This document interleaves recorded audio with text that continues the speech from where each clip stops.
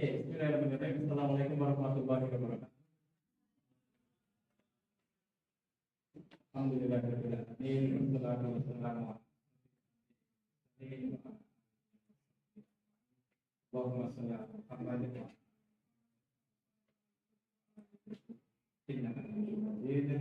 Allahumma barik.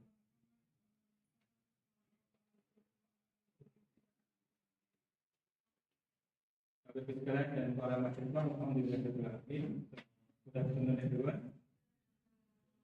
So welcome to this session on from research to dissemination, crafting an outstanding article. Alright, so I'm really honored to be the moderator of this session. So let me start with topic here first. Introduce the okay. So research is a journey, as we all know. So starting from formulating a question to conducting a rigorous study, and finally sharing these findings with the world.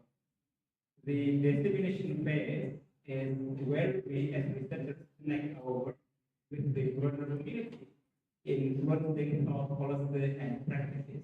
So that's why very often we send our articles for publications in journals, books, etc.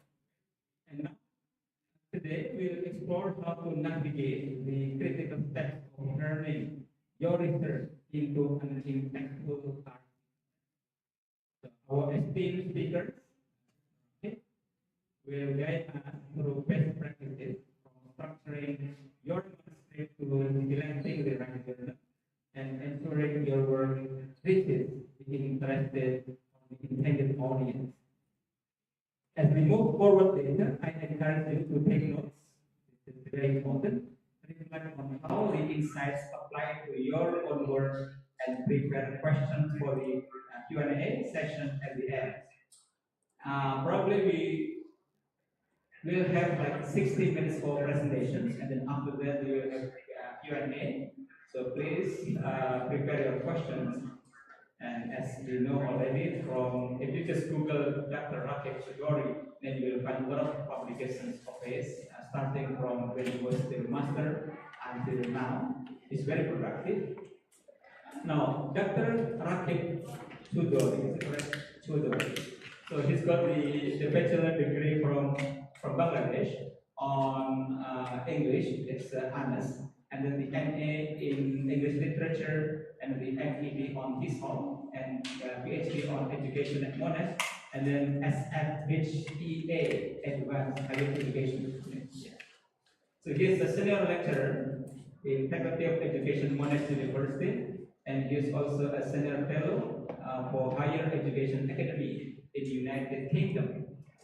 He started teaching in 1996 in Bangladesh, and then moved to Australia, Indonesia, Vietnam, China, Brunei, Saudi Arabia. So he's been teaching in many different countries. He's got the Ph.D. from Monash University in 2008. That's 1 year before I moved to Monash. Long ago. He has been supervising Ph.D. students since 2010. So 2 years after he graduated, he already started the supervision. He completed the Ph.D. supervision, 17 Ph.D. holders, and 5 of them are from Indonesia. The current Ph.D. supervision, 9 students, and 3 of them are from Indonesia.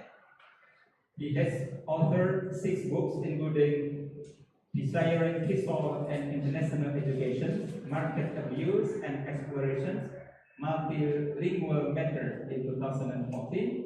Then the latest book, which is the Privatization of Higher Education in Post-Colonial Bangladesh, the Politics of Interventions and Control, by Routledge in 2021, and he is also an editor-in-chief for TESOL Bangladesh Journal.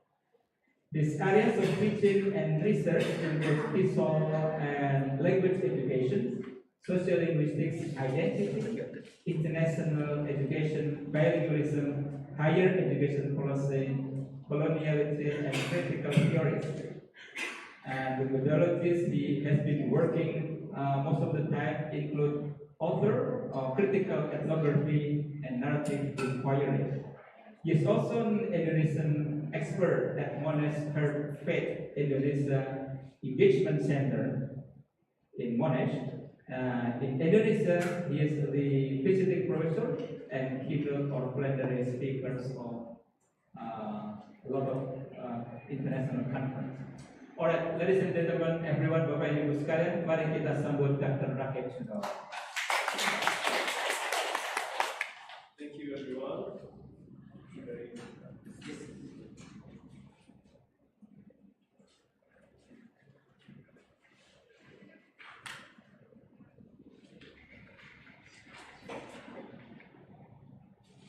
Good afternoon, everyone. Assalamualaikum warahmatullahi wabarakatuh. I'm very happy to be here, and some of you I've already met earlier, because this is not my first visit to Dahlan. This is not my second visit. This is my third visit. I was here in June last year, and I ran a similar workshop, professional development workshop for academics, lecturers last year. Was anyone present last year at my presentation? Yeah, some of you. All right, yeah, of course you're there. A few thanks and acknowledgements before I get started. So, first of all, I'd like to thank the university, Ahmad University, Widi, for inviting me to be visiting speaker for the third time. So, really grateful. Widi is one of the most hospitable and one of the friendliest universities when it comes to inviting me and taking care of me and all of that. So it's my pleasure to be here. I'd like to thank my moderator and friend, Dr. Bambang Pratolo, who was not only a Monash graduate, who is not only a Monash Ph.D. like myself, but also very close to me. We are more like friends. In fact, we used to be neighbors as well. We used to live on the same street together. And like every time I come to Widi, Bambang always takes care of me, just like other Monash PhDs like Dr. Widi. Yeah. I'd also like to thank Dr. Suchipto, who was my host last year, and took care of me, and Rifai, who is not here at the moment. A very special thanks to Ikmi, who is this year's host. And thank you very much, Ikmi, for inviting me. And there is a lot of behind the scenes that needs to take place for an event like this to happen. It starts 1-2 months earlier. So Ikmi has been helping me with that, so thank you for that, Ikmi. I'd also like to thank Kiki for picking me up from the rail station yesterday, and to all the other colleagues who are present here. So thank you very much for being here.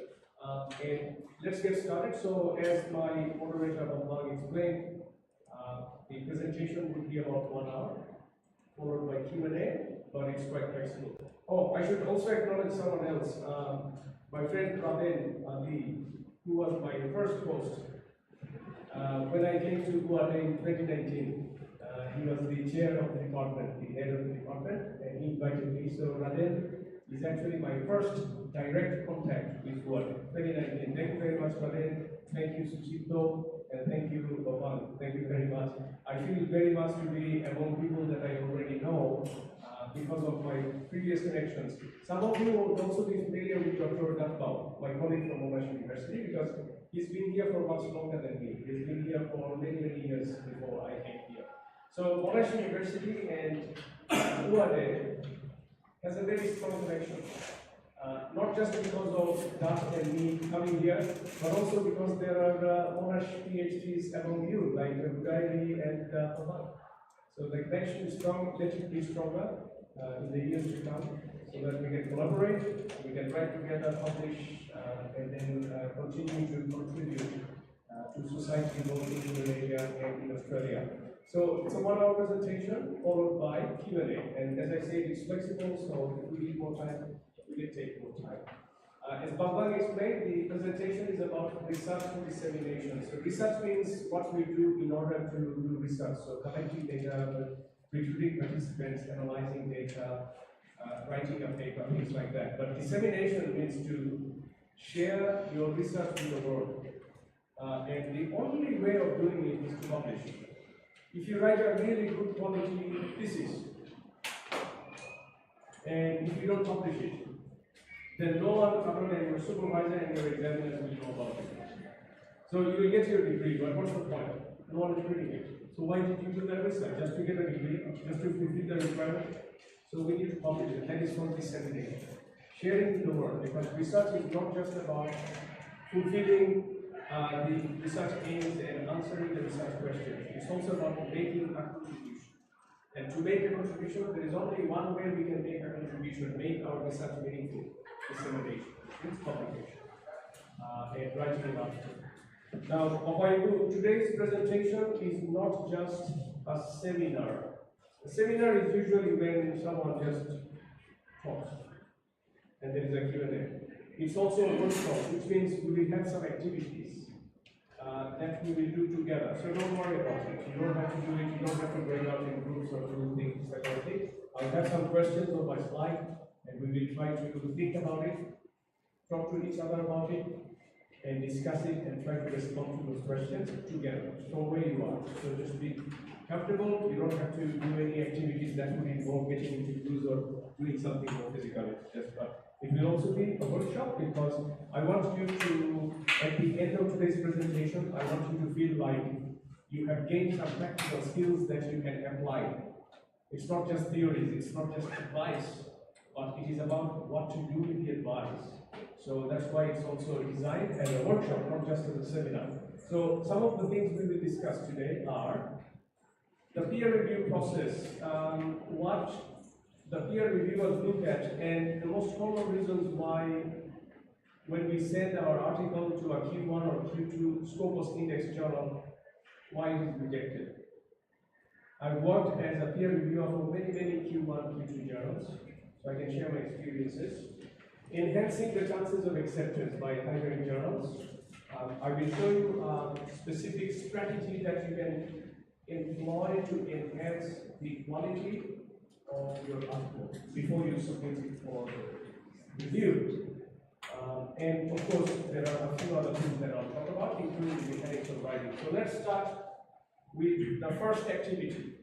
So by these activities means that you just have to discuss with me, and as Bambang said, in order to get the most out of my presentation, please be responsive and ask me questions, or it's not just questions, you can just have a discussion, you can talk about, you can give me an example, you can share your experiences, it's okay, it's not always Q&A. So here's the first question.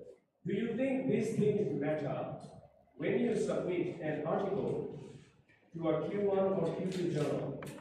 When you write a paper and submit it, do you think these things matter in relation to acceptance? Number one, your name, origin, and ethnicity. The fact that you're from Indonesia, the fact that you have a Muslim name, the fact that you are Japanese or Indonesian. Do you think these things matter? The peer review process? No. What about your qualifications? Do you have a better chance of acceptance if you have a PhD? No. Why not? Because a PhD means that you are better and you are trained to do research. Kiki, what do you think? But the title maybe not. Yeah. The name is important, the title is not. So you're yeah.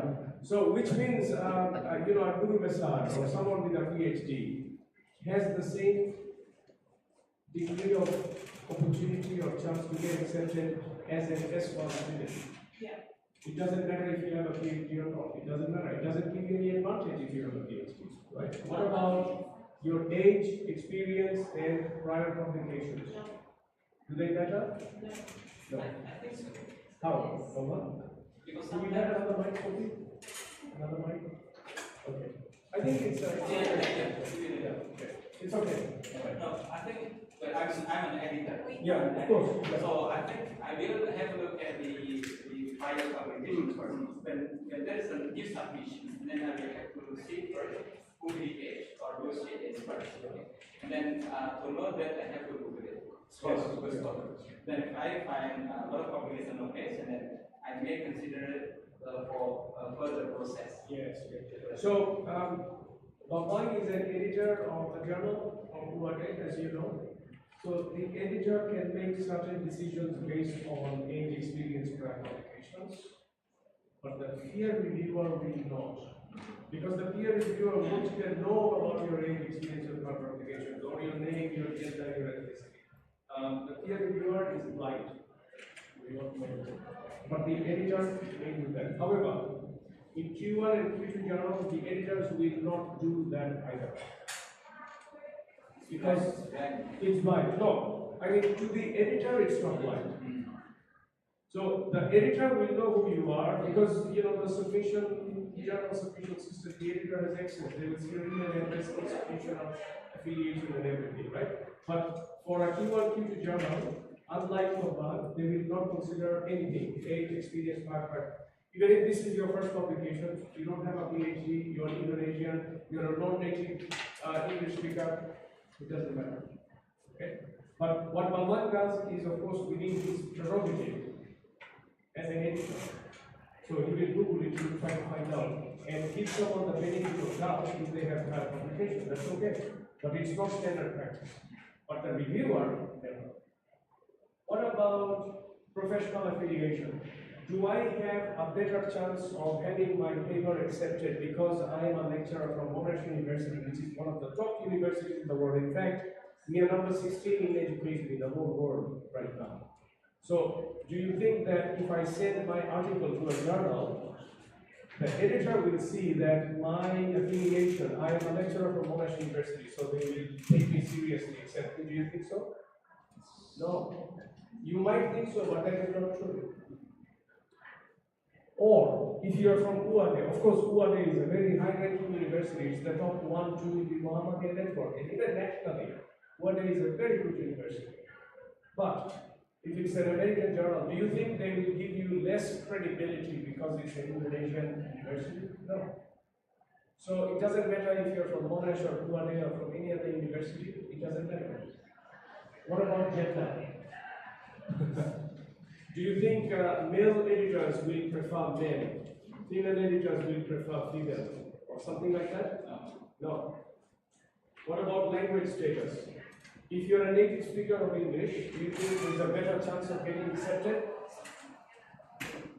If your name is something like Suchipto, and so you're talking Japanese, no, he's not the person, a native speaker of English. So maybe, do you think that matters? No, it doesn't matter. Now, why none of these things matter? None of these things matter because in most cases, the peer review process is double-blinded. Double-blinded, not single-blinded. Double-blinded means the peer reviewer doesn't know who you are, and you don't know who the peer reviewer is. In the editor's case, it is single-blinded. Okay? The editor knows who you are, but you don't know who the editor is because there are several editors.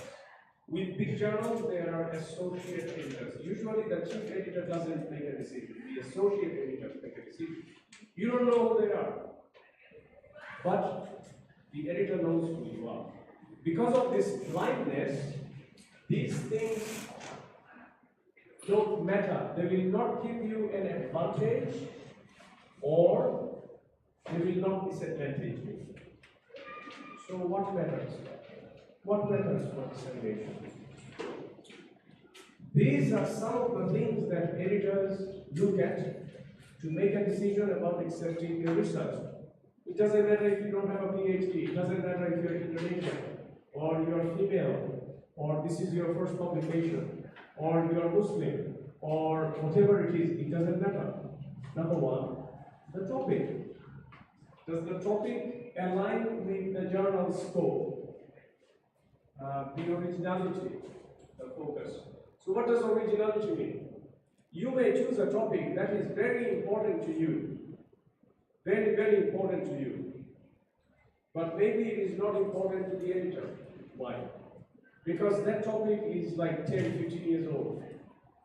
You don't know that, but the editor knows that. Why don't you know that? Because you haven't read recent articles to find out what are the most persistent questions or debates on that topic. What you think is important to you was important 10 years ago, but now it's not important. Okay, so it's not contemporary. So that's what editors look at. Number two, contemporariness. I just explained that. Is it a recent topic or is it an old topic? If you are still writing or researching something like communicative competence, of course, is communicative competence important in the classroom? Yes, it's very important. It is as important now as it was 20 years ago.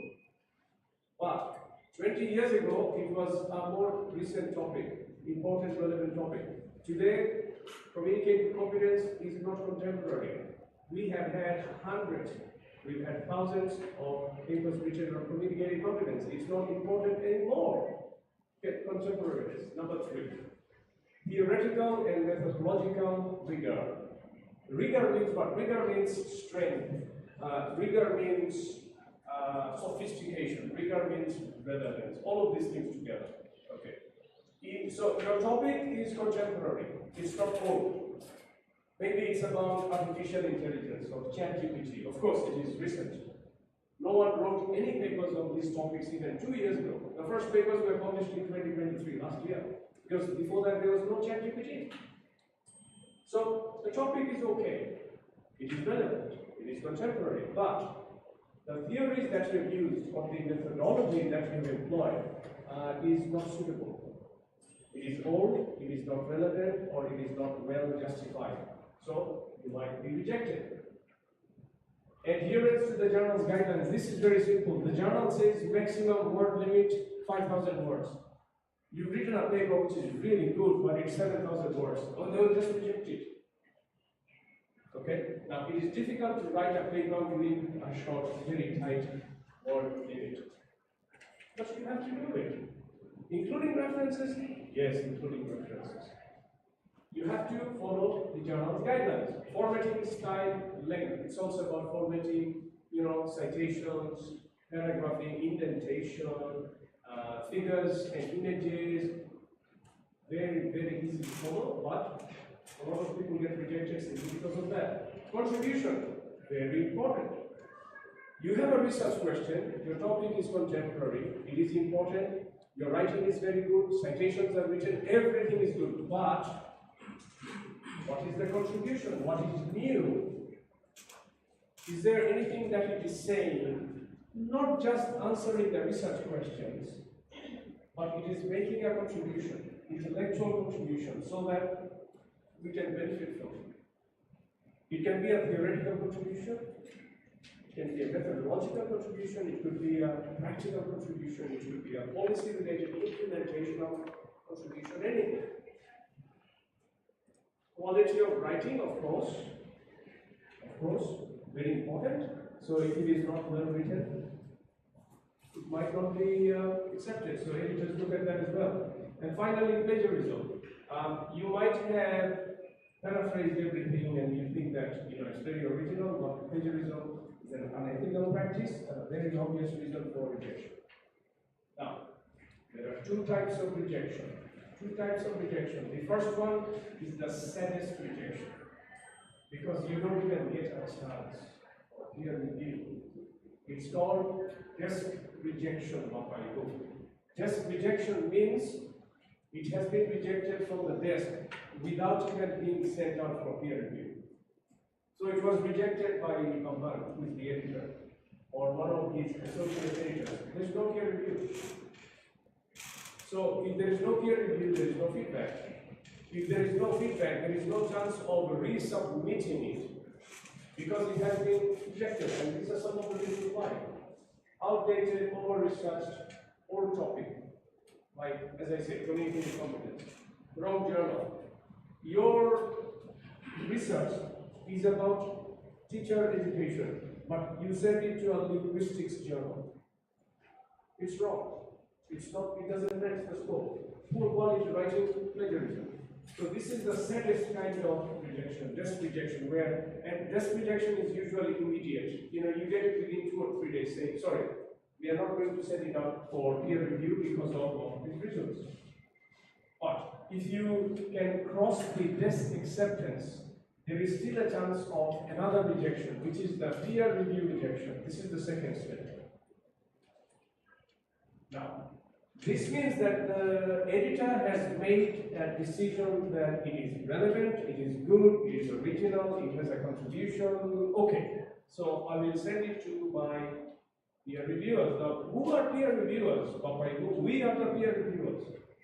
So I may be an editor, I may be a supervisor, I may be a lecturer. I am also a peer reviewer. Bambang is also a peer reviewer. And many of you in the audience, I'm sure you've done some peer reviews as well. It doesn't matter if it is national, international, Q1, Q2, C+, Scopus indexed or not, it doesn't matter. So peer reviewers are us. It's not a separate group of professional people who get paid to do peer review. No, peer reviewing, it's a thankless job. You don't get any money. Everyone is busy. No one wants to do peer review, but everyone wants to get peer reviewers for their article when they submit. So, please don't say no if you are asked to do a peer review. Because if we don't do it, no one will do ours. And you have to wait for 3 months. And then send an email to the editor and saying, can you let me know if the peer reviews are back? They say, oh, we are still looking for reviewers. So peer reviewing is one of those things that we should do as a form of professional commitment, even though we don't get any money out of it. We don't get any recognition out of it. Okay? Certificate. Well, you can get a certificate. Maybe the certificate might be important to show your freedom, so engagement and all of that. But in a place like Monash or something, no one cares about because everyone's doing it. We do it, of course. We do it out of ethical responsibility. Because we should do it, it's our responsibility. But we don't get anything out of it, any material benefit out of it. So we should do it anyway. So even if the editor says yes, the peer reviewer says no, but if the peer reviewer rejects your paper, it still means that it is not outdated, it is not over-researched, it's not old, it's the right journal, the quality of writing is good, there is no plagiarism. Otherwise, it wouldn't have been sent out for peer review. So that's good news. Okay?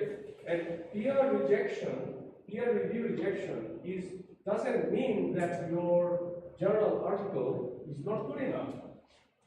Right? It means either you can send it to a different journal or there are things where you can improve. Now, I've been publishing for many years, 25 years. My first publication was in 2000, so 25 years ago. Okay? So I'm experienced with writing, but my writing still gets rejected. In fact, just 2 months ago, one of my papers was rejected, and one of the associate editors of that journal, it's a Q1 journal, he's my friend, my very good friend, and she rejected it. Now, I'm not going to hate her or go and burn her house, because that's our ethical responsibility and our professional value to respect that. It doesn't matter. She didn't give me a chance, even though she's not just my colleague, she's my friend. I could tell her, please get it sent to me. I will never do that. So there is no advantage. Or just because I'm from Monash, just because I'm from Australia, doesn't mean that people will accept because, oh, it's high-ranking university. Oh, we need to show that we have publications from Monash University lecturers. It's good for our journal. No, no one will do that. A good journal will never do that. On the other hand, there are many journals who actually send emails and say, please send your paper, we will publish it, you don't have to pay. We will publish it within 2 weeks. And these are all junk, we don't care about those. It's good for them because they can say, there's a Monash University lecturer that which are going to be written for us, but I don't care because it's poor quality and that's unethical. Not peer. Anyway, so these are some of the reasons for being rejected by a peer reviewer. Not your nationality, gender, whether you have a Ph.D. or not, your name, your religion, your ethnicity. No. These are some of the reasons. Okay, so I'll just pause a little bit here to hear from you and to take any questions or for you to give me examples. Any questions or examples to share? Yeah. Oh, there's a mic. Yeah, mic. Is it working?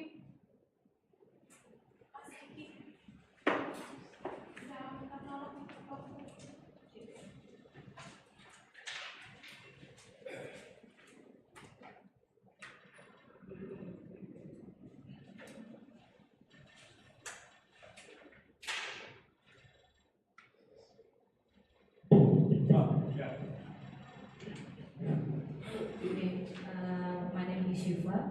So we you have talked about the peer review recognition. So it involves more than two people. So it sounds like a little bit conflicted between one person and another.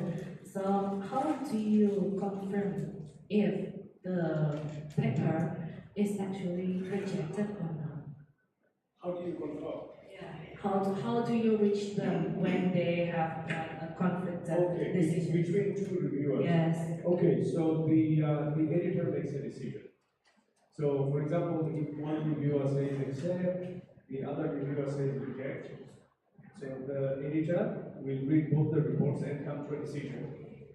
And how long the process go through until we have the confirmation that this paper is accepted after both of the reviewers have one voice? No, even if one reviewer says no and one reviewer says yes, it can still be accepted.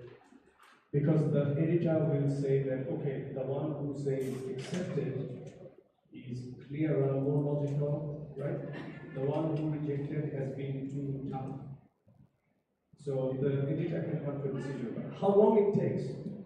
It depends on the journal and how busy the editor is. Things like that. There is no rule about it. I mean, they can do it within 1 or 2 days. Or if they're busy, they might take 1 month without even sending an email out to them to say, okay, my decision is, okay, you've got one rejected, but I want you to address this, and then resubmit. So it's not rejected, they give you a second chance. And how about if we want to catch up the editors here? Is it include about 2 weeks or a month? No. I can't answer this question at all because it depends on individual editors, individual journals. So good journals usually do it quicker.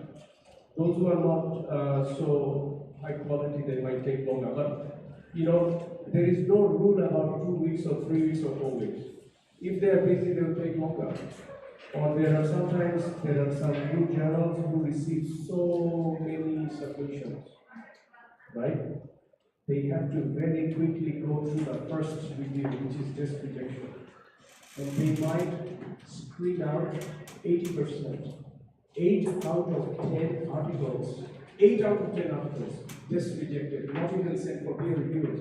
Because there are very few peer reviewers. It's a very difficult job for editors. You can ask for mine. It's very difficult for editors to find peer reviewers. Because everyone says, oh, I'm busy, I can't do it. So the editor must find 2 peer reviewers. So they have to reject 8 out of 10 articles, even before sending it out to peer review, right? But whether it's 2 weeks or 4 weeks, I don't know. There is no rule. Anyone can do whatever they want. There's no rule for it. Sometimes you have to wait for 6 months. And it's not fair. It doesn't mean that they don't care about you, or it doesn't mean that your article is at the bottom of the list because it's not good, or whatever. It could simply be they can't manage it, they have got such a huge flow. See, even editors don't get any money, peer reviewers don't get any money. It's all volunteering work, so let's not be selfish. We want peer reviewers, so if you get a request, please do peer reviews. I'm inviting you to do that as my colleagues, as professionals from the same community, right? Any other questions or examples? Sharing. So I'm here to share my own experiences as editor, associate editor, peer reviewer, lecturer, supervisor, and of course an article author myself, so different roles, so that you get a better idea about how to increase your chances of being accepted by a high quality journal. I'm here to help you. So please share your experiences like this, ask me plenty of questions, most welcome. Okay, thank you. My name is Leah, and one day an editor of Scopus Index journal sent me email asked me to be reviewer, but what is it? The paper doesn't even match with my Your knowledge, your area of expertise. yeah. The paper was about a Japanese culture. Yeah. I actually West Java's culture, but I'm not into that. My undergraduate degree was English Letters department. I learned a little bit about Indonesian culture and also Western culture, but my graduate degree was ELT. ELT. Yeah. North So, Japanese culture. yeah. But what about that? So that was a mismatch between your area of knowledge and expertise and the paper that you were asked to peer review. So in that case, you can either say, I'm not familiar with this topic, it's a mismatch, or you can still take it up because there might have been a reason why they sent you that paper. So you're from English language, but they assume that you would be familiar with Japanese culture, maybe that aspect. So they got 2 reviewers for that paper. One was someone with the topic knowledge expertise, and the other was with the contextual knowledge. That's why they got 2 peer reviewers, maybe. Actually, it has 4 reviewers. 4 reviewers, okay. So out of those 4 reviewers, you were one of them, right? Yes. So maybe the other 3 were knowledgeable about the topic. And your role as a peer reviewer was to check the context. But they didn't tell you just check the context. So But they assumed it. Maybe. So is it okay if I accept Yes. that?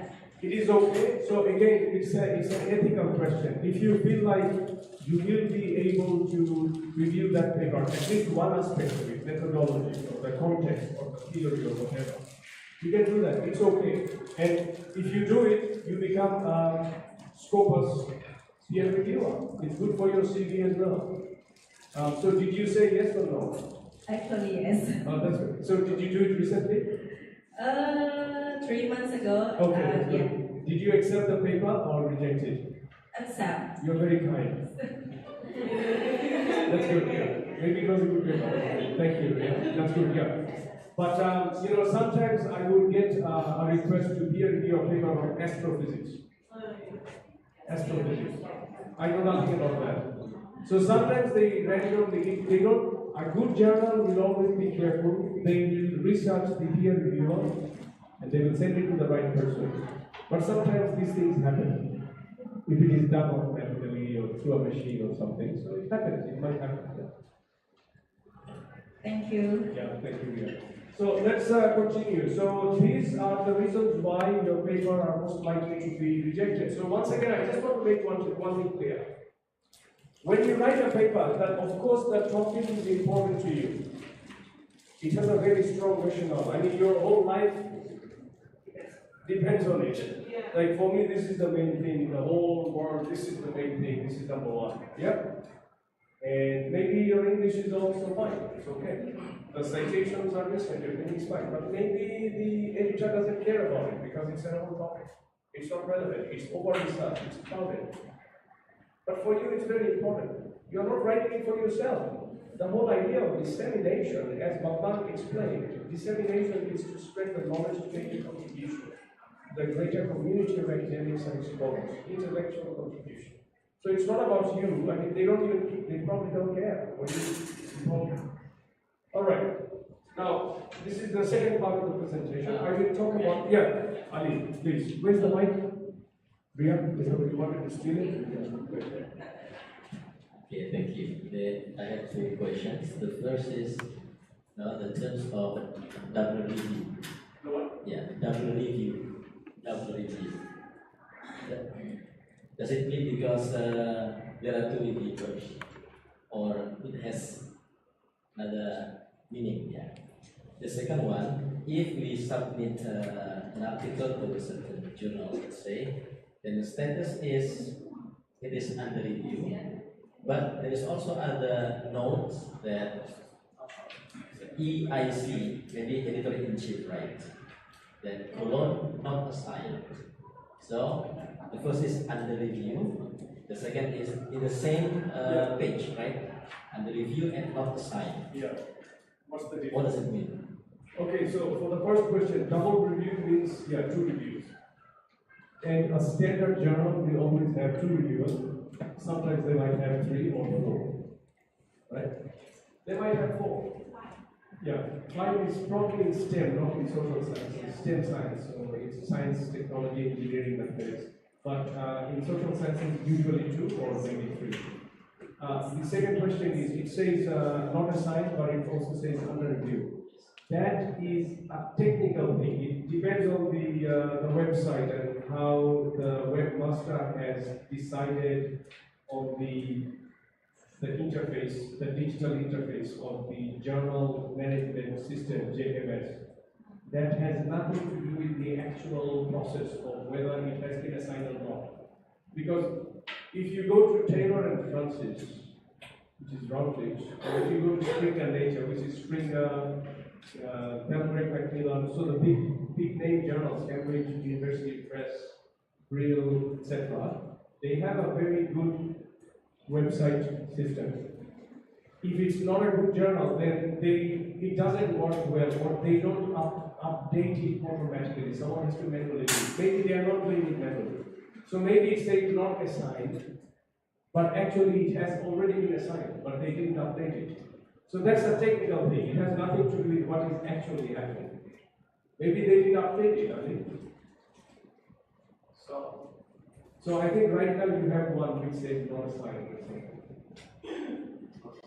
Yeah, but maybe it is assigned. They didn't update it. But assignment doesn't mean not assigned. No, not assigned actually means that it is still under consideration. They haven't found a peer reviewer. But what I am saying is that in reality, maybe they found a peer reviewer, they have sent it, but they haven't updated it on the system. Because the system isn't efficient, that's what I'm saying. Alright. So the second part of the presentation, I will talk about 4 things, Papai, 4 things. These 4 things prevent us from thinking critically because we rely on our common sense.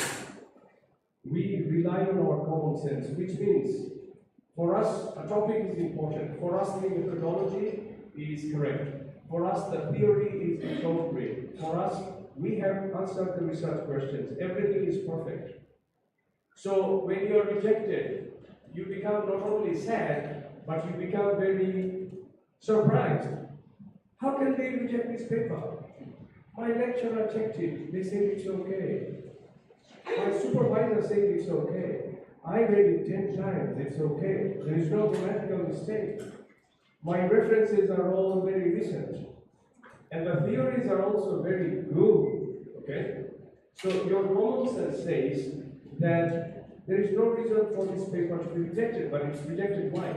So here are 4 things which prevent us from being critical to our own work. We can't be critical, and that's exactly what the peer reviewers can do, because they haven't written it. They can be critical in ways that you can't be critical, because it's your paper. Alright? So 4 things. This is the first one, xenophobia. The second one is ethnocentrism, followed by confirmation bias, and cognitive dissonance. Are you familiar with these 4 terms or some of them? Okay, so for example, the first one, Kiki, what is xenophobia? The first one. It's like fear. Fear of? Fear of rejection. Yeah, well, that's kind of different. Oh, But okay. forget about publication. Xenophobia, just normally, what does it mean? It means fear of Like something that you don't know, unknown. for women, we call it like overthinking. It is a kind of overthink. Okay, so let's explain xenophobia. Forget about publication. Xenophobia simply means to fear something. Fear doesn't mean like fearing a ghost, that kind of fear. Fear means it could be skepticism. Fear means it could be lack of trust. Fear doesn't mean fear, anything. The kind of fear or lack of trust or mistrust or skepticism that comes from ignorance. That is xenophobia. Okay? So, for example, if you wear a hijab and if you go to a non-Muslim country and if someone thinks that, oh, you're a Muslim, therefore you're a terrorist, or you are such and such, or such and such, that is an example of xenophobia. Islamophobia. Islamophobia is a kind of xenophobia. Now, it doesn't mean that they actually know that, or they have a good reason, clear reason why Muslims are not good. The fear comes from ignorance because they actually don't know about Islam. So that's xenophobia. When you fear something or you're skeptical about something, not because there is actually good reason. I mean, you can be afraid of anything. You can be afraid of cats. That's not xenophobia because you actually know that cats scratch you or you get an allergy from cats. That's not xenophobia. Xenophobia is when you fear something without knowing it. Okay, so in relation to academic publication, dissemination, how does xenophobia work? It means that you don't use theories because you don't know enough, you are scared of them. You have a xenophobic distrust of certain theories without even knowing, without even trying it. You never tried it because you're afraid of it. And because of that, it has impacted the rigor of your theoretical foundation for your study. You don't trust it. And you don't trust it not because you have actually seen that there are reasons why you can't trust it.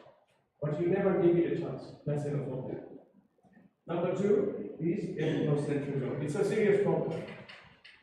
And ethnocentrism is not necessarily a bad thing. In fact, it is a very human thing. All human beings are ethnocentric. So what is ethnocentrism? It means to judge everyone, everything else by your own standards. Okay, it could be cultural, it could be religious, it could be language-based, it could be social practices, anything. For example, in Indonesia, you eat with your hands, right? I do that because I'm originally from Bangladesh. I eat with my hands. Now, to a Westerner, they will say, oh, this is very unhygienic, or uncivilized, or whatever it is. Why don't they use spoon or fork? A Chinese person or someone from Vietnam would say, oh, why did they use spoon and fork? They should use sticks, chopsticks, yeah. That is ethnocentrism. So it's not about good or bad. It's just you're judging everyone by your standard. For you, that is normal. For everyone else, it's just. So everyone is ethnocentric. Every country in the world is ethnocentric. If you think about our national flag and its significance, if you think about our national anthem, think about the national anthem of Indonesia or Australia. Every national anthem sings praise about their country and says it's the best. It's an idealized version of everything. That is ethnocentric. Okay? So ethnocentrism is not necessarily bad, but it can be bad. So again, how is this related to research? In research, we think we are doing the right thing, making the correct value judgments about theories and practices and teaching and learning and methodologies and policies and all of that. But we don't realize we are being ethnocentric. When the editor reads or the peer reviewer reads your analysis, they realize, no, this is very ethnocentric. This person is thinking like that because they are Asian, or because she's female, or because she's a privileged person with a master's degree or a PhD, or obviously a researcher, or someone from a socioeconomically privileged class, or whatever it is. So again, that prevents us from being able to exercise the objectivity that is needed to see beyond your own culture and cultural norms. So we have to get rid of that. So again, remember, these are the four things that prevent us from being critical. And in most cases, we don't realize that. We get rejected and we don't understand why. Here is the third one. This is actually the most important one. Confirmation bias. Is anyone familiar with confirmation bias? It's a very, very common thing, and it happens to most of us, maybe not all of us. What is confirmation bias? I want you to open your Instagram, if you use Instagram. Now, you have your privacy, I won't check it, don't worry. And I want you to click on the search link at the bottom. Search, just click on search. And I won't check if you have privacy, but can someone tell me what most of the posts are that you're looking at. Do it right now. Go to Instagram, click on, don't type anything, just click on the search button. What are most of the images that you see? Anyone? What are you seeing most?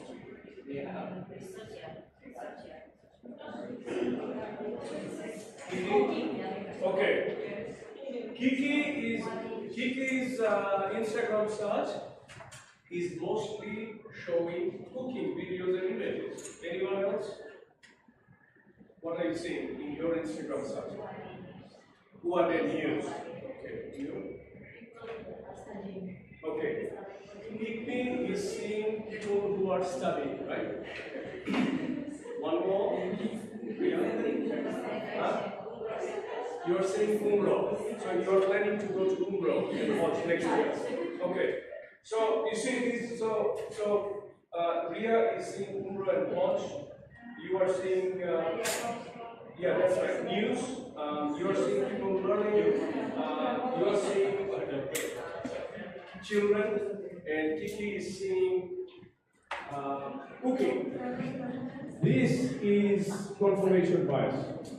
Okay? How does it work? So the technical term for it is the algorithm, social media algorithm.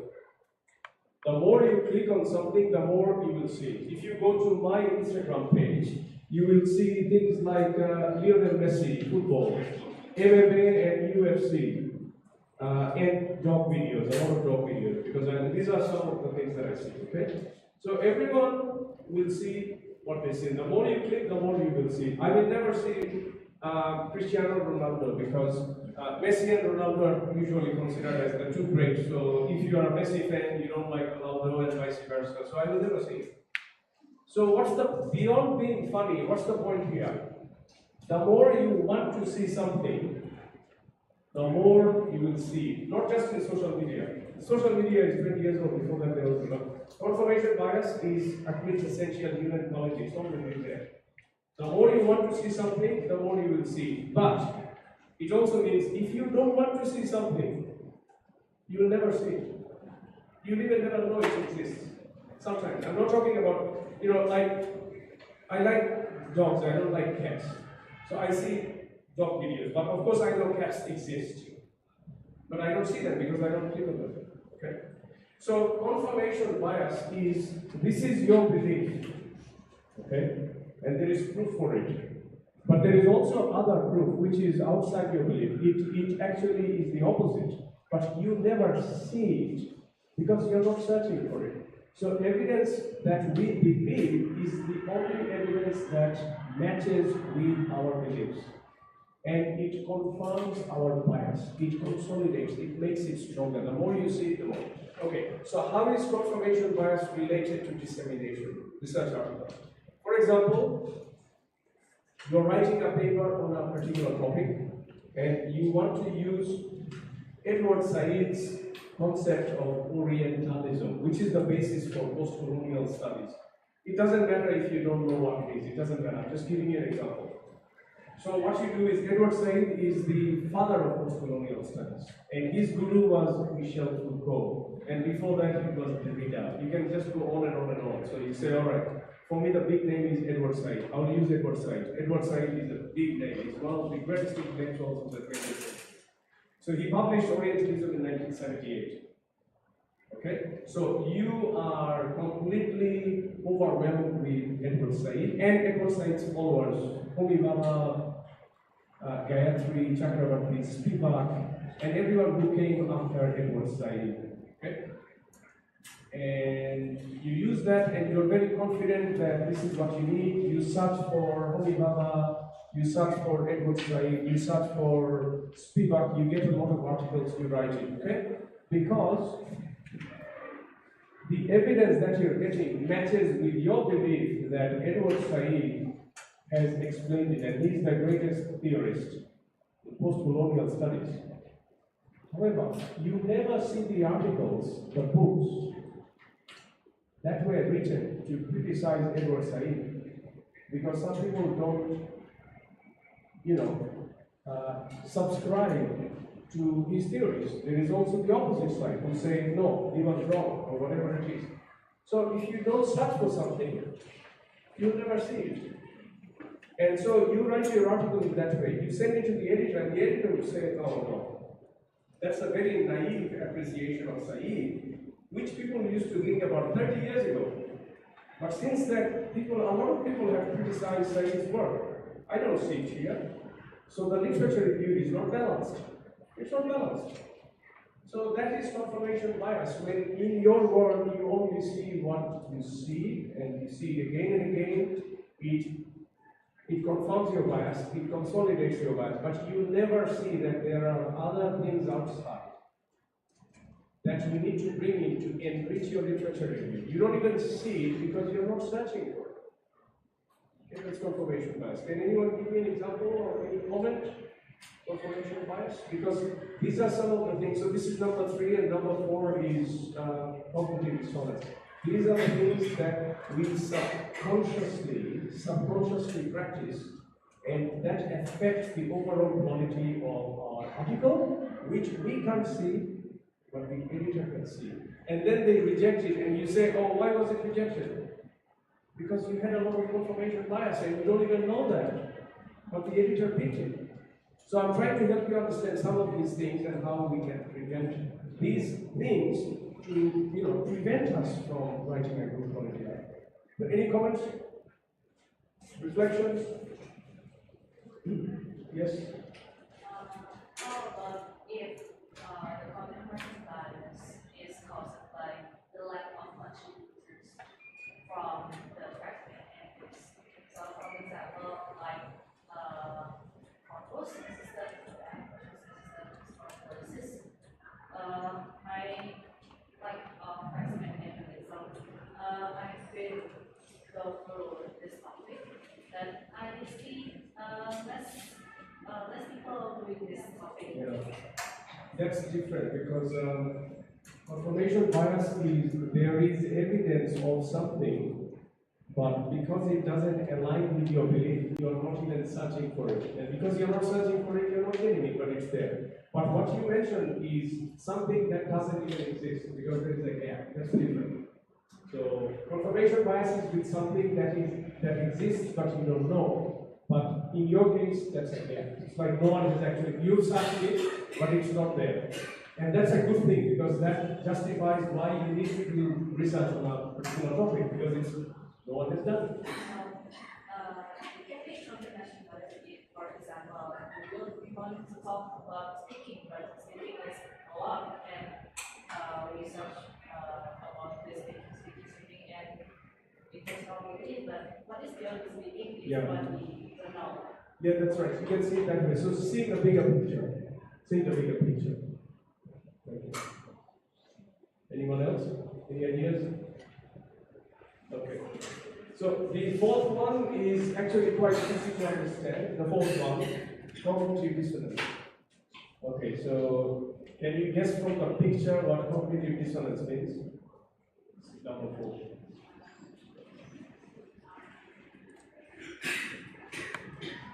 So someone believes that smoking is bad for health. Really believes it 100%. There is no doubt in their mind that it is bad for health. Or if I want to lose weight, I must exercise. I must eat less. Okay? But they still smoke. They still don't eat less. They don't exercise, etc. But they believe it 100%. That is cognitive dissonance. So our beliefs don't align with our practices. Now that is different from, for example,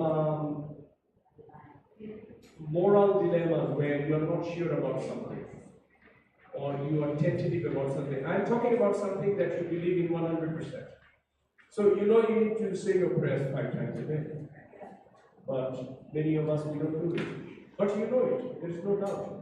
You know you need to eat less, exercise more, because you want to lose weight, but you don't do it. Same thing, yeah, that's cognitive dissonance, okay? Again, so how is cognitive dissonance related to dissemination? Okay. So I was talking about Edward Said. You only see what you see, you don't see what you don't want want to see, cognitive dissonance, okay? Confirmation bias. With cognitive dissonance, let's say you're writing a paper on the benefits of peer scaffolding in learning a language, let's say, benefits. So your whole study is about how peer scaffolding can help someone learn language in a particular country, in a particular area, grade, whatever. That's your topic. So what you do is you search for all the articles that talk about the benefits of peer scaffolding for language learning. And you get it, you write it, it's very rich, it's very recent, very well written, it's good. But you never search for articles that talk about some of the drawbacks of peer scaffolding, the process of learning. Because under certain circumstances, it might actually slow down language acquisition, might be a problem. You don't search for it, so you don't get it. So cognitive dissonance means you actually know that there is argument contrary to what you're trying to establish. And maybe you even come across some articles that talk about problems, but you pretend that you didn't read them. Because if you read them in, it just complicates your literature review. So you just pretend it's not there. Just like you pretend, oh, there's no problem, it's okay. I know smoking is bad for health, but I'll just pretend I don't remember that. I'll just enjoy it. Same thing. So, and sometimes our PhD students do that. So we want them. Yeah. So, you know, everything is said, you've written, and then suddenly you come across 2 or 3 articles that say completely opposite. You've actually read it, and you acknowledge it's actually very good. Just like smoking is bad, you know it, you actually, but if I bring it, if I put it here, then I have to rewrite a lot of things. It just becomes too complicated. So I will tell my supervisor, I will just pretend I've never seen it. That's it, okay? Yeah. So we sometimes do that, yeah. Okay? How can we deal with it? I mean, like, say for example, we are focusing on one topic, Yeah. like when you said scaffolding, and then on the other side, we, you know, in the middle of the way of reading several articles, we found the drawbacks. Yeah. And then what should we go next? So What should we do next? the right thing to do would be, even if you found it late, you go back, you put it in, and that discharges what you've already written. And then you write the whole thing. So one of the benefits of a PhD is because you have a longer time, 3.5, 4 years, you can go back and forth, you can change it. And if you do that, although it's hard work, you get a better quality thesis. And if you pretend it's not there, right, then Writing article because same. it's the same. Yeah, you go. I mean, once it's accepted, you know, and then it goes through, you know, copy editing and typesetting. It's already too late because now they're going to publish it. You can't do anything.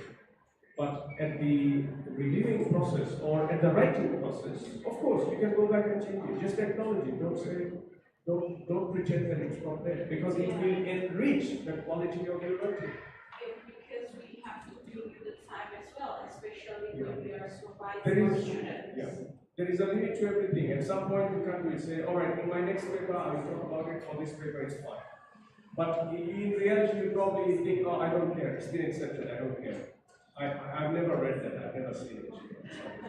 But the right thing, you know, in a good quality PhD will always go back and forth, back and forth. And I'm going to explain that next, actually. So these are the 4 things. So this one we'll just keep for now because we can come back to this later on. Where to start? Where do you start? When you have a topic, you have a topic for your research thesis, or you have a topic for an article, research article. Where do you start?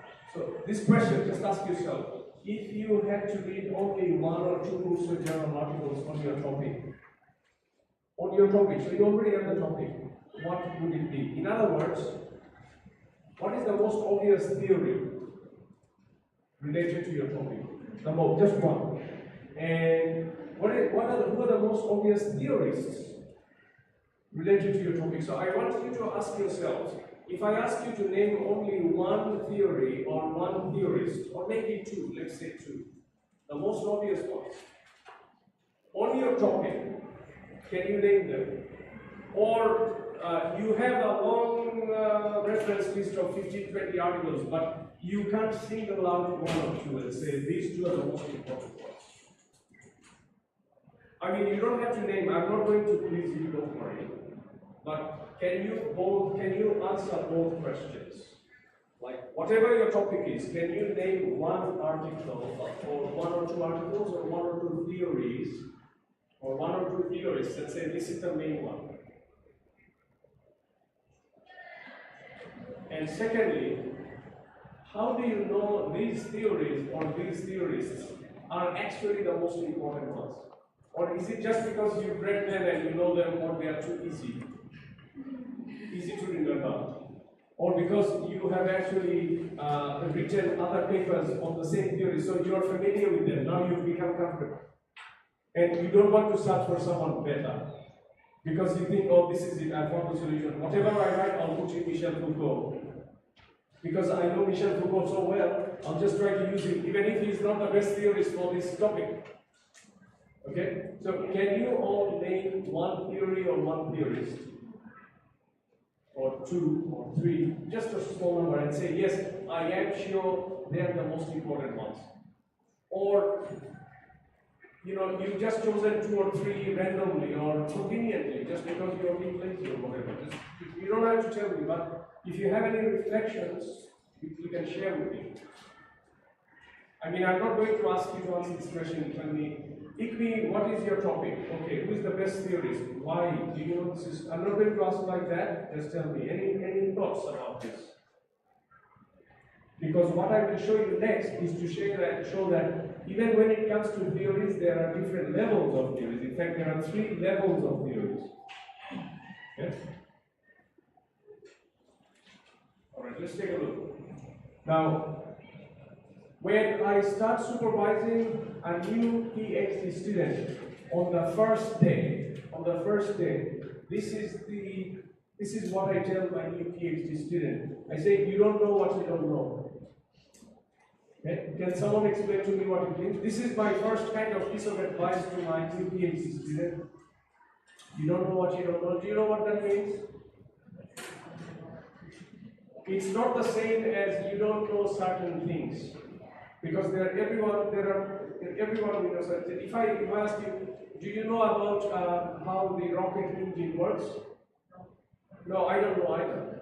But you do know that there is something called rocket engine, and there is a science of aerodynamics in it, biofuels and whatever. And certain people who specialize in that topic, they know it. You don't know it because your background is English education, but at least you know there is something called rocket science. But this means you don't even know there is something called rocket science. You don't even know that it exists. Okay?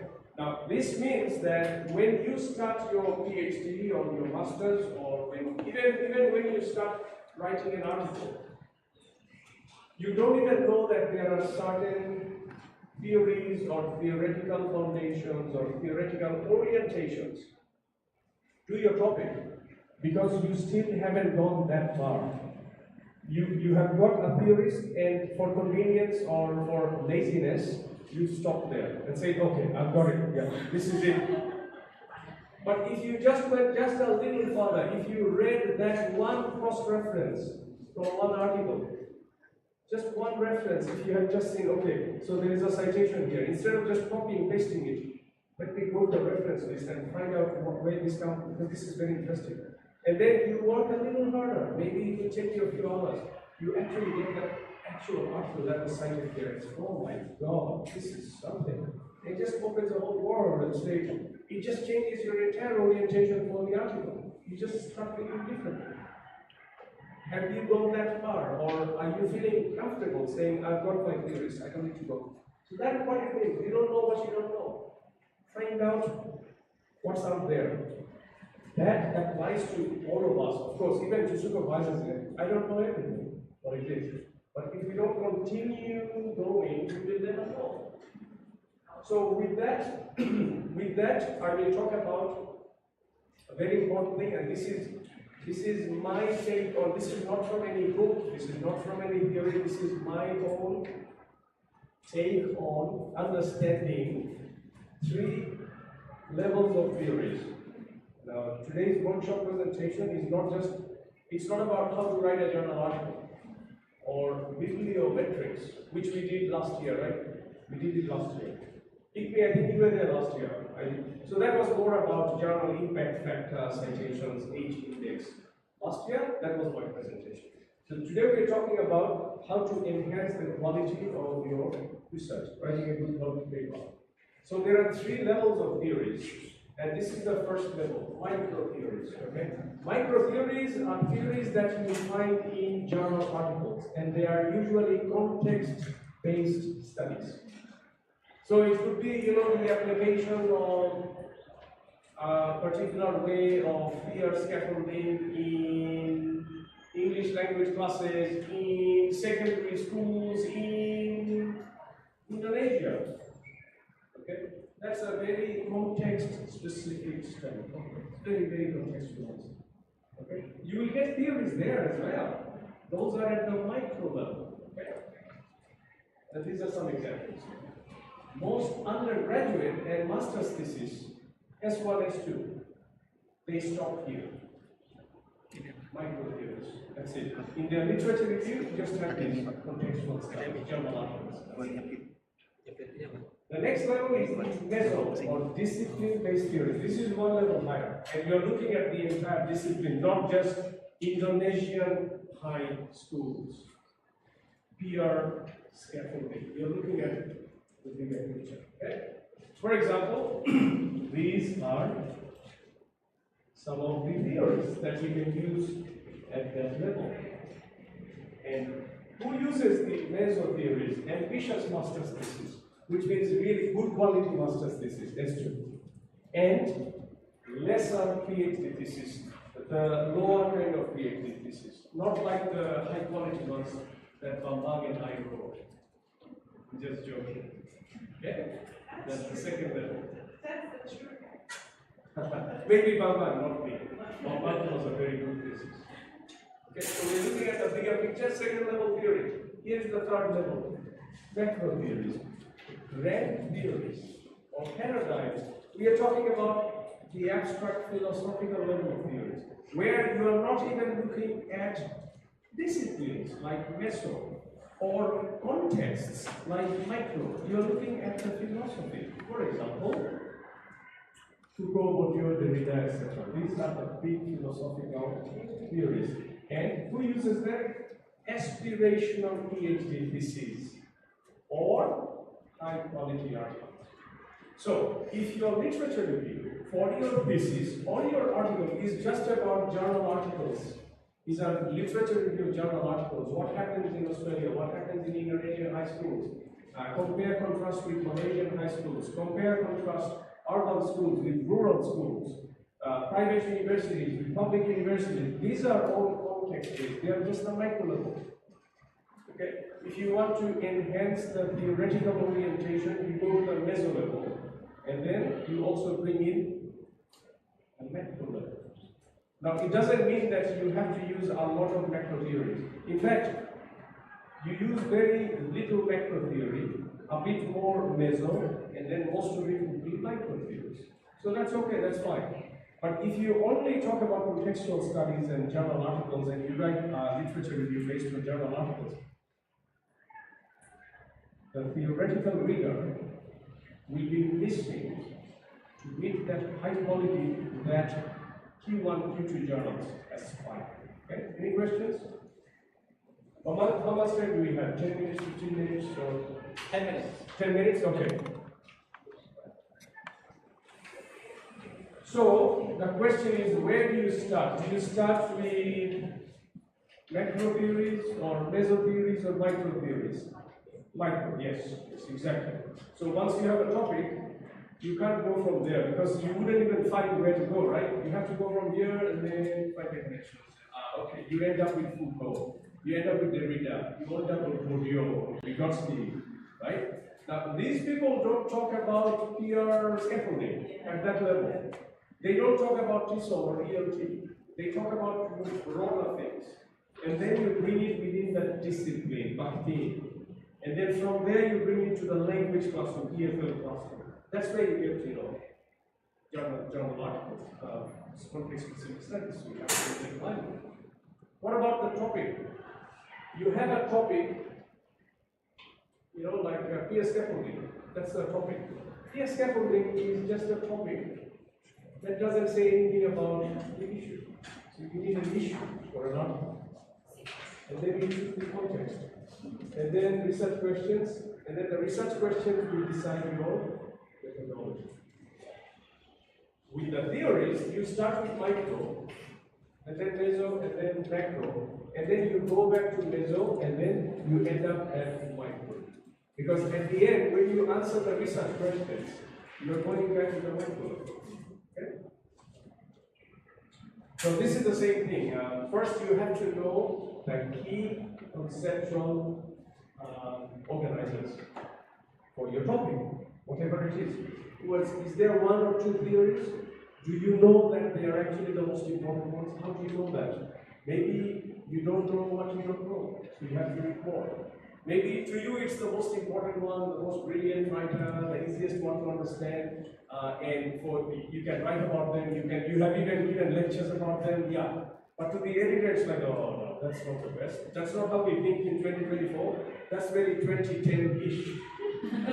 They will be able to say this is so. When you're rejected, you'll be surprised. You wouldn't even know, but it's because, for you it's cool, but for the editor, that's not how we think anymore. It's 2021. Can you name important key concepts? What are the major arguments? Okay, so how are people generally thinking about, a particular topic in the last 2-3 years? Because that is different from what it used to be 5 years ago, 10 years ago. Or are you still stuck there? Now, if you're writing an undergraduate thesis, maybe for them it's okay, they are new researchers. They will use citations from 70s and 80s and they will think it's very, new or recent or groundbreaking, whatever. But if you are writing a journal article for a high quality international journal, that's an immediate reason for failure, rejection. Structure, okay. So a literature review, you have 3, 4, 5, 6 different things or theories. How do you structure them? To be chronological, if you want to show the evolution of ideas over a period of time, thematic, the most common one, conceptual, methodological, so you put the quantitative studies first, quantitative studies later on, maybe, or combination. And remember, interdisciplinarity. That's another big thing. So seeing the bigger picture.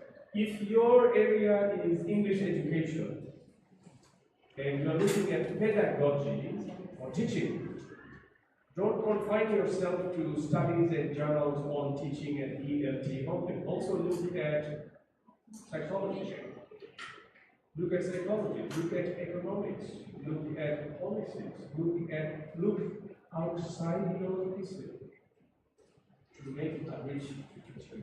Don't just look at ELT and say, okay, it's about ELT, I'm not interested in psychology. Because at one point, all knowledge is connected. So you don't have to connect with applied physics or applied chemistry, but economics maybe. Okay, so this is the last thing I'll show you. I have a few more slides per month, by the way, but I don't want to rush you and go through every slide. The slides will be available to all of you, and the last part is where we have the activities. So you can do them on your own, that's okay. I think more important would be if we have a Q&A, what do you think? Just a discussion. Okay. So this is the last thing. I have just 2 or 3 more slides, then I'll finish. There is a specific strategy that I use with my PhD students to help them structure their literature review, and not just literature review, a whole article. Okay, a whole article. So when you start writing an article, you have a topic, you have an issue, and then you have a title. Maybe you can even write an abstract. Maybe. You don't necessarily need to write an abstract first. But it's actually a good thing if you have an abstract in mind. So you have focus. And then you can change the abstract, not a problem, but it gives you focus. This is what I want to do. Just take up things. And then what? You have a collection of 25 to 30 articles. Where do I start? How do I structure them? How many sections should I have in the literature review? Should it be chronological or thematic or conceptual or a combination of both? How should I write the methodology? So I call this strategy an annotated map. So it is a map, but it is annotated. And this is how it looks like. I'll show you a real screenshot. You can't read it, so we go to the next slide. So what you're looking at is a table with two columns. A table with two columns. On the left-hand column, we have all the titles and subtitles. So this is chapter introduction, and then 1, 1.1, 1.2, 1.3, 1.4, 1.5. 2, 2.1, 2.2, 2.3, etc. Okay? These are the actual titles and subtitles of these sections.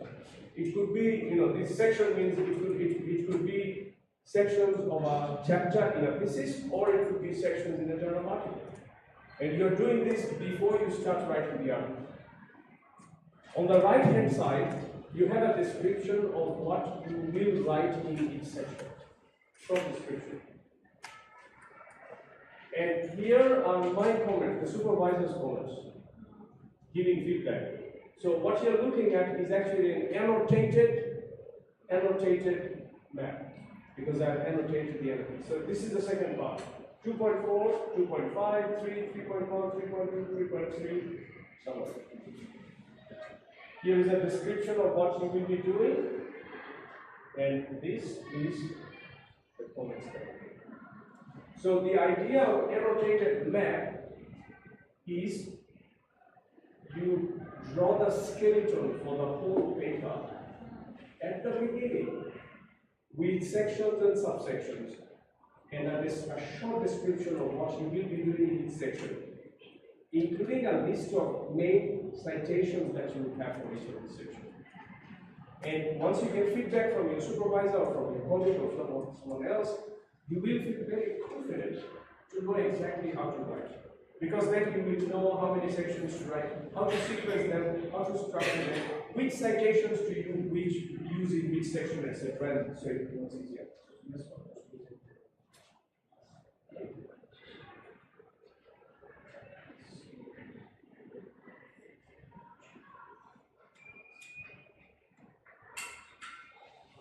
So this is just a few things to consider. Okay, my words of advice when I wrap up: choose a topic you really care about, not because it's cool or someone else is using it. Now everyone wants to do research on ChatGPT. 2 years later, it will be oversaturated. So just be careful. Choose an issue or a problem rather than just a topic. If you say my topic is CLT or TDLT or peer scaffolding, I mean, so what? That doesn't say anything about the paper. What's the issue? Perform research with your heart. Don't do it just because you need to get publications. A lot of people do that just for the sake of doing it. They don't care about contribution or whatever. Being knowledgeable about the latest research. Otherwise, you will be writing in a style that was more current 20 years ago, and you don't know that. Your editor knows that. You don't know that. Okay? Try to see the real contribution you're making. Not just because you have to do it or job description. Engage in constructive conversations with colleagues. So at Monash University, we encourage people to talk to each other, collaborate, not single author or anything. And good research is always collaborative. It's not competitive, right? Thank you very much. With that, I end my presentation. Thank you very much.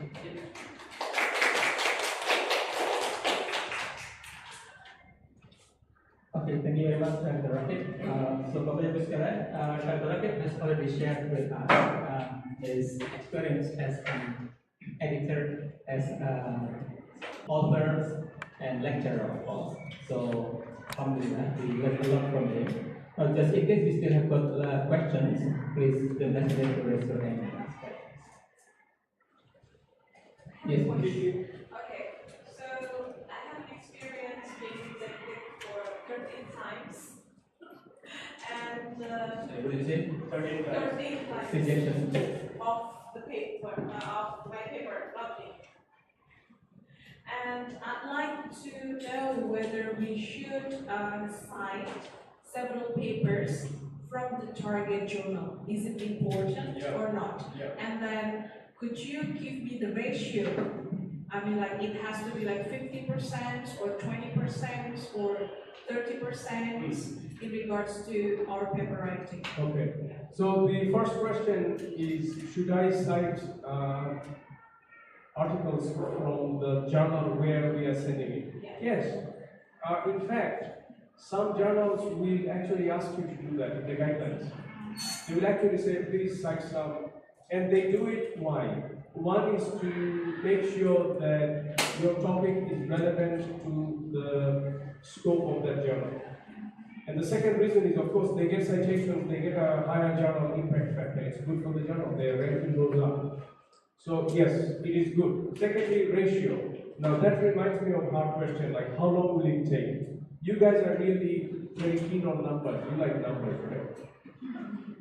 That's why she was asking me how long does it take, how many weeks, and now you're asking me what's the ratio. I don't know. I mean, for me that's not even a question. I don't think in terms of numbers. No, I mean, if there is an exit ratio, like if you want to submit our article into a certain journal, especially the reputable journal, there is a journal metrics, right? We know we will get the first, so when we submit journal, we will hear the feedback for the first time, whether it's going to be accepted or rejected or reviewed. This decision. Yes, that's the first decision. It can be like 3 days, 6 weeks, and etc. But what about the ratio I'm talking about? It's important, perhaps there is a certain ratio. If there isn't, and there is not, isn't. So I don't know the answer to that question because I can't quantify it, like ratio, what 10% means, 20% means, 30% means. So 10% is that 2 citations or 3 or 4, so I have to do a calculation.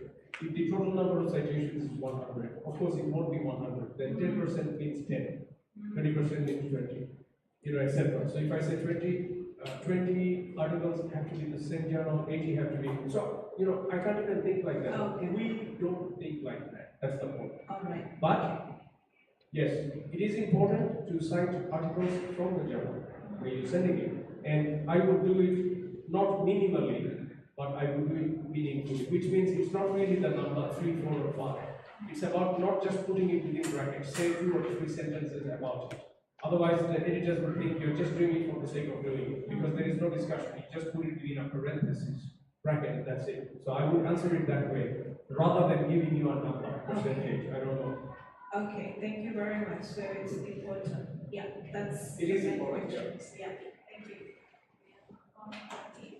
Any other questions?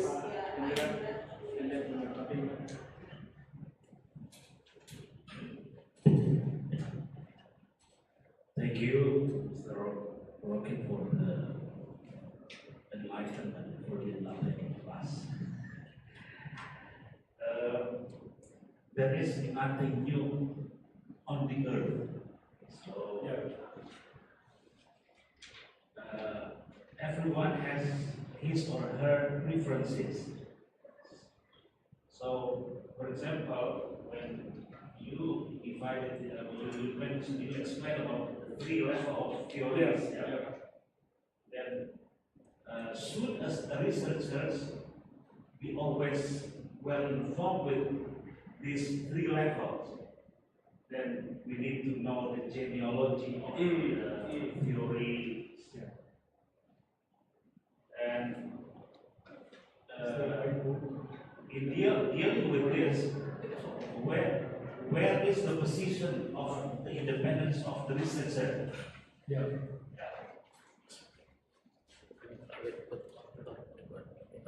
second one, then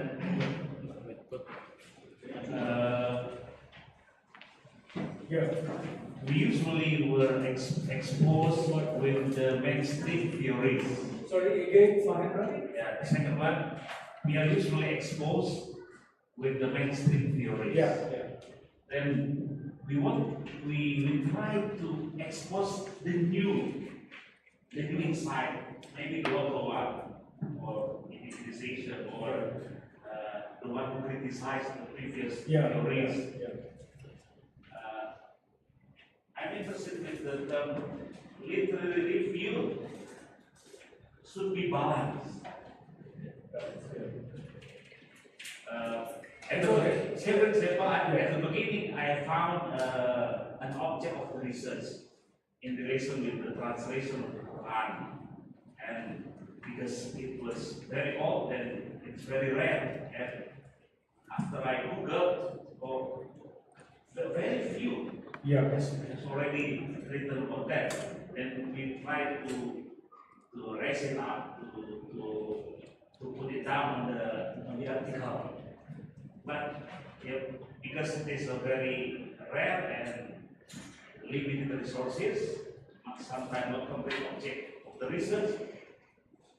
So what should we do if we are in the position?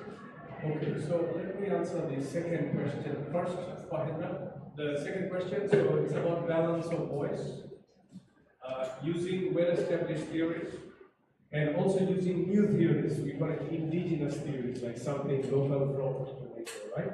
So balance is very important. That's what I say there. But balance doesn't only mean balancing between the different theorists who have said something is effective, something is not effective, something is good, something is bad. So going beyond confirmation bias to look at the other side, so that you can bring in things that are contrary to your studies. So balance doesn't mean just that. Balance also means your, so you have, let's say you have 20 citations in a literature review. If you have too many citations, the problem is your own voice can get lost. So that's the second balance, between your voice and those 20 voices together. Is your literature review just a description of what other people say? He said this, she said this, but he said this, on the other hand, she said this, however, he said this, it's like, is it just that? So if you're doing that, then your voice is not there, right? So the second balance is also about saying, so what do you think? So what? So you're there, the literature review has to be a coherent argument, where you are saying what others have said, what you think about it, how they can be combined, not just compare and contrast, but also extended, if there is any contradiction, things like that. So that's the balance. And if there are no theories available, you can use theories, local theories, indigenous theories, or you can use, remember I said interdisciplinarity? Okay. So maybe you are searching for a theory in the context of English language teaching. You can't find it. Maybe it's actually not there. It's not there. You can't find it because it's not there. So you can go to psychology and you might find a study which is, it's actually about teaching and learning, but it's published in a psychological journal because it's looking at motivation. But somewhere there is something that is connected to your parents. So that is, we have to go beyond disciplines. If you don't go beyond disciplines, then you are stuck at level 1, microtheory. And PhD students, because they have 3 or 4 years to do the PhD, they are good at starting at the bottom and then going higher beyond, beyond disciplines, and then going even higher at the philosophical level. But if you're doing a master's thesis, you only have 6 months. So you just look at 20 studies, half of them in Indonesia, primary school, high school, and that's it. You don't look beyond that. So that's it. The second thing, Mahendra, is your first question, right? So how many, micro-meso theories, right? So we can see it in this diagram here. It's like a pyramid here. Let's say it would be like this. Okay.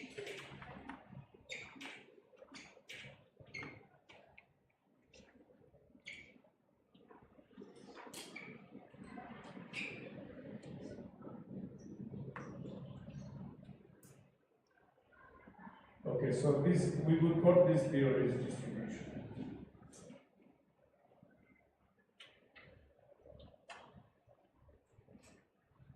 Okay, which means, proportionately, whether you're writing a thesis, like a literature review, whether you're writing a journal article, okay, we will have more micro theories, fewer meso theories, and the fewest macro theories. Okay, so if at the macro theory level, this is philosophical. You can't bring in 2 or 3 or 4. You can just bring in one. Just maybe Foucault or Derrida. Just one legal structure. Just one. And then at the meso level, you can have maybe 2. That's enough. Here, you will have the rest, the 20. Now, these 20 you have already done. Because that's what we do, right? Literature review is what? 20 theories, 20 articles, 20 or 30, whatever. You bring it together. So this one is already done. So this is actually not very difficult for you. All I'm saying is, you have to go beyond this, you have to penetrate this level, go to the meso. What's the bigger picture? And then what's the biggest picture? So you have to go to that level.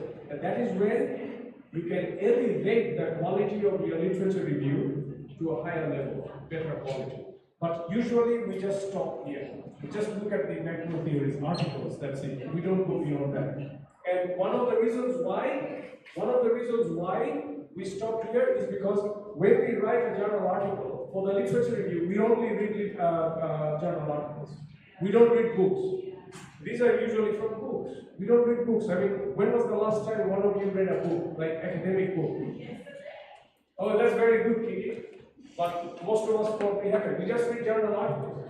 You can't write a good journal article if you only read journal articles or a Ph.D. You need to go to the higher level. Okay, that's when we need books. Now, it doesn't mean you have to read a whole book. So, for example, Post-Colonialism, Edward Said. It's a pretty big book.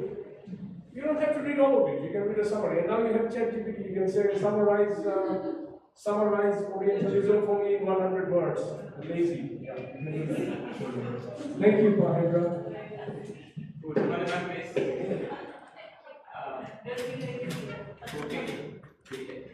Hello. Oh, yeah. Oh, yeah.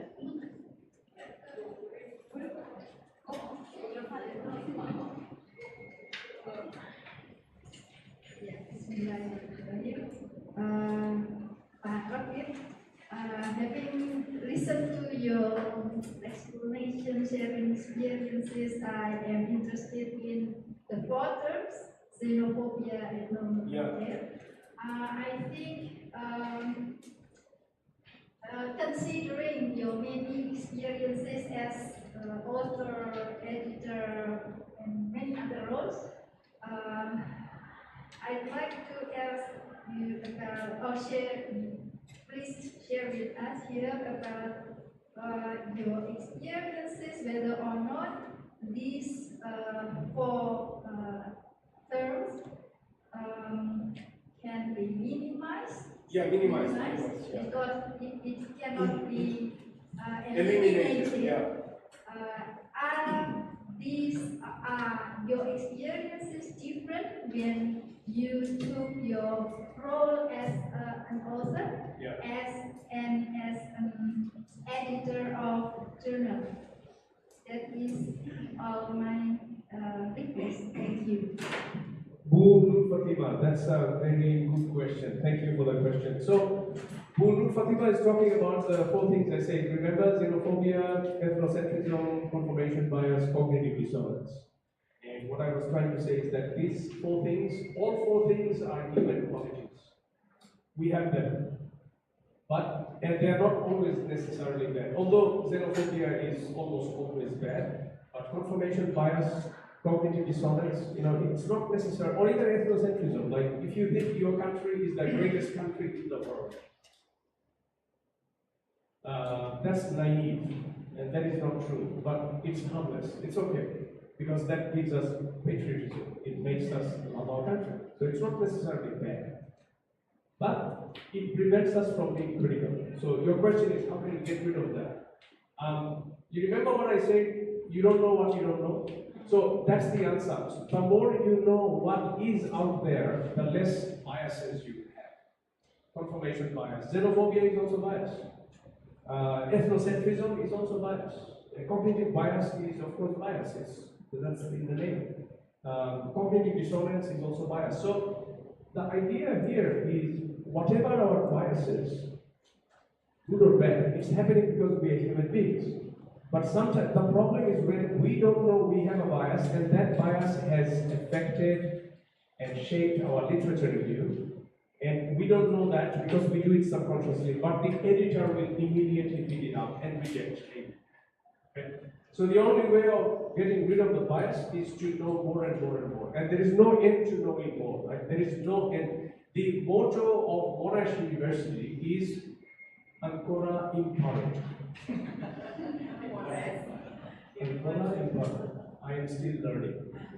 Saya masih belajar. So that's what we say at Monash University. Even our Ph.D. certificate says Ancora Imparo. So we just have to keep on learning. So everyone has these biases. I have them too. The more we know, I mean, education is the only way of getting rid of biases. Nothing else. Your wealth, money, whatever, nothing else. And in my case, one of the ways in which I educate myself, try to get rid of my biases, is I travel a lot. I travel a lot. This is my second trip to Indonesia this year, just this year. And you know, it's not just presenting and meeting people, it's also about knowing about the culture, the language. I really, really love traveling. And traveling, it is actually, it is like a cliche, but it is true. Traveling makes you more open-minded, less ethnocentric, less ethnic. I have seen numerous things in Indonesia that I think are much better cultural, social practices than in Bangladesh and in Australia. For example, yeah, please clap. I'll give you an example right now. Let me show you the example. Did you asking the question? Okay, let me show you the example right now. And I actually put Indonesia in the title, so I'll give you an example. So I've seen a lot of things in Indonesia that are, you know, much better than other parts of the world. For example, I went to an art exhibition 2 days ago when I was in Surabaya, and I saw an image, a painting. I took an image and I posted it on my Facebook. And in the title, I say, let me read it out, and then I will show you the image, right? And that's the example, that's the answer. Hidayah by Didi. So that's a painting, and the name is Hidayah by Didi. And then the caption says, Indonesia is the most non-judgmental Muslim country I've visited. Here is the image.